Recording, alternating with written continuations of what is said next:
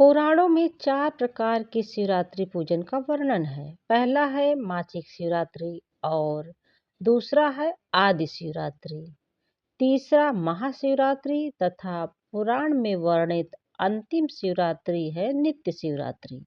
दोस्तों, आज हम आपके लिए महाशिवरात्रि की व्रत कथा लेकर आए हैं। कथा के अनुसार प्राचीन काल में चित्रभानु नामक एक शिकारी था। जानवरों की हत्या करके वह अपने परिवार का पालन पोषण करता था। वह एक साहूकार का कर्जदार था, लेकिन उसका ऋण समय पर न चुका सका। क्रोधित साहूकार ने शिकारी को शिव मठ में बंदी बना लिया। संयोग से उस दिन शिवरात्रि थी। शिकारी ध्यान मग्न होकर शिव संबंधी धार्मिक बातें सुनता रहा। चतुर्दशी को उसने शिवरात्रि व्रत की कथा भी सुनी। शाम होते ही साहूकार ने उसे अपने पास बुलाया और ऋण चुकाने के विषय में बात की। शिकारी अगले दिन सारा ऋण लौटा देने का वचन देकर बंधन से छूट गया। अपनी दिनचर्या की भांति वह जंगल में शिकार के लिए निकला, लेकिन दिन भर बंदी गृह में रहने के कारण भूख प्यास से व्याकुल था। शिकार खोजता हुआ वह बहुत दूर निकल गया। जब अंधकार हो गया तो उसने सोचा कि रात जंगल में ही बिताई जाए। वह एक तालाब के किनारे एक बेल के पेड़ पर चढ़कर रात बीतने का इंतजार करने लगा। बेल वृक्ष के नीचे शिवलिंग था, जो बिल्व पत्रों से ढका हुआ था। पड़ाव बनाते समय उसने जो टहनियां तोड़ी, संयोग से शिवलिंग पर गिरती चली गई। इस प्रकार दिन भर भूखे प्यासे शिकारी का व्रत भी हो गया और शिवलिंग पर बेलपत्र भी चढ़ गए। एक पहर रात्रि बीत जाने पर एक गर्भिणी हिरनी तालाब पर पानी भरने पहुंची।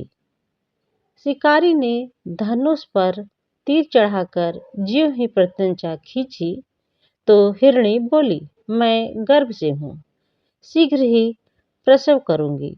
तुम एक साथ 2 जीवों की हत्या करोगे, जो ठीक नहीं है।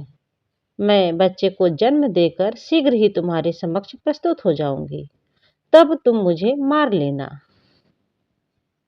शिकारी ने प्रत्यंचा ढीली कर दी और हिरणी जंगली झाड़ियों में लुप्त हो गई।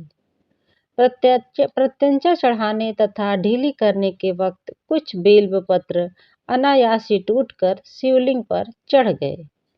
इस प्रकार उससे अनजाने में ही प्रथम पहर का पूजन संपन्न हो गया।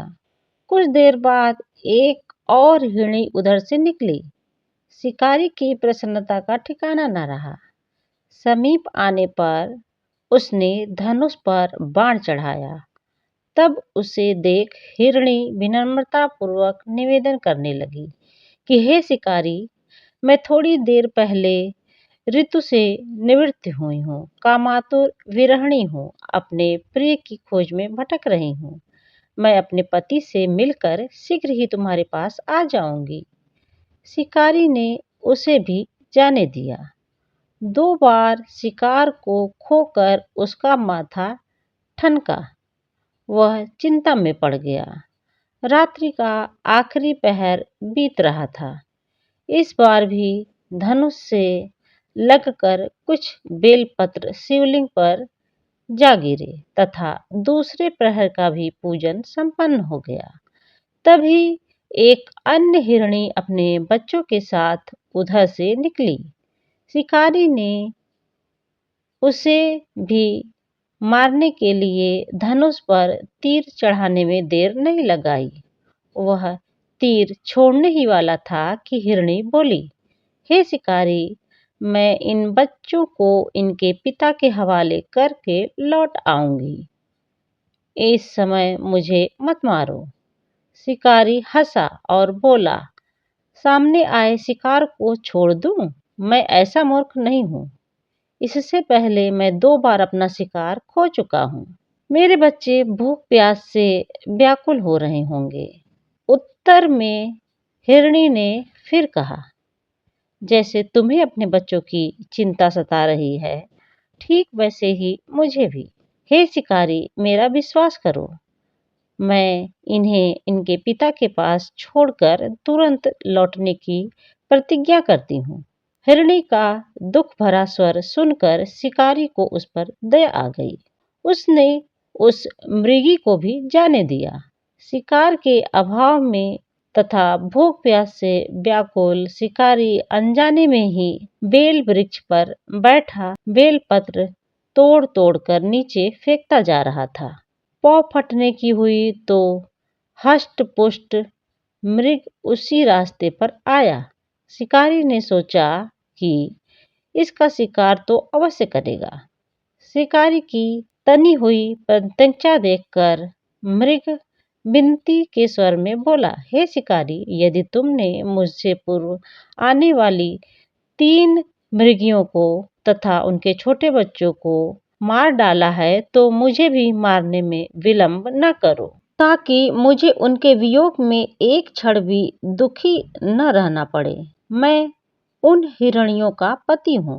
यदि तुमने उन्हें जीवन दान दिया है तो मुझे भी कुछ क्षण का जीवन देने की कृपा करो। मैं उनसे मिलकर तुम्हारे समक्ष उपस्थित हो जाऊंगा। मृग की बात सुनते ही शिकारी के सामने पूरी रात का घटना चक्र घूम गया। उसने सारी कथा मृग को सुना दी। तब मृग ने कहा कि मेरी तीनों पत्नियां जिस प्रकार प्रतिज्ञाबद्ध होकर गई हैं, मेरी मृत्यु से अपने धर्म का पालन नहीं कर सकेंगी। अतः जैसे तुमने उन्हें जीवन दान दिया है, वैसे ही मुझे भी जाने दो। मैं उन सब के साथ तुम्हारे सामने शीघ्र ही उपस्थित होता हूँ। शिकारी ने उसे भी जाने दिया। इस प्रकार प्रातः हो गई। उपवास, रात्रि जागरण तथा शिवलिंग पर बेल चढ़ाने से अनजाने में ही शिवरात्रि की पूजा पूर्ण हो गई और वह अनजाने में ही की हुई पूजा का परिणाम उसे तत्काल मिला। शिकारी का हिंसक हृदय निर्मल हो गया। उसमें भगवत शक्ति का वास हो गया। थोड़ी देर बाद वह मृग सपरिवार शिकारी के सामने उपस्थित हुआ ताकि वह उनका शिकार कर सके। किंतु जंगली पशुओं की ऐसी सत्यता, सात्विकता और सामूहिक प्रेम भावना देखकर शिकारी को बहुत ग्लानि हुई। उसने मृग परिवार को जीवन दान दे दिया। अनजाने में शिवरात्रि के व्रत का पालन करने पर भी शिकारी को मोक्ष की प्राप्ति हो गई। जब मृत्यु काल में यमदूत उसके जीवन को लेने के लिए आए तो शिव गणों ने उन्हें वापस भेज दिया तथा शिकारी को शिवलोक ले गए। शिव जी की कृपा से ही अपने इस जन्म में राजा चित्रभानु अपने पिछले जन्मों को याद रख पाए तथा महाशिवरात्रि के महत्व को जानकर उसका अगले जन्म में भी पालन कर पाए। इस प्रकार कथा के अनुसार महादेव तो अनजाने में भी किए गए व्रत का फल दे देते हैं। वास्तव में महादेव शिकारी की दया भाव से प्रसन्न हुए। अपने परिवार के कष्ट का ध्यान होते हुए भी शिकारी ने मृग के परिवार को जाने दिया।